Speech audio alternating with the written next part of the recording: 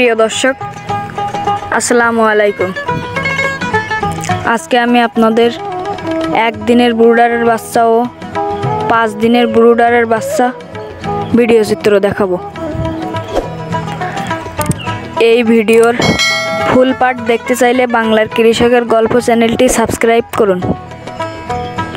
অন্য কোনো দিন এই ভিডিওর ফুল পার্ট বাংলার কৃষকের গল্প চ্যানেলটিতে আপলোড দেওয়া হবে। আজকের মতো এখানেই বিদায় নিচ্ছি। আল্লাহ হাফেজ।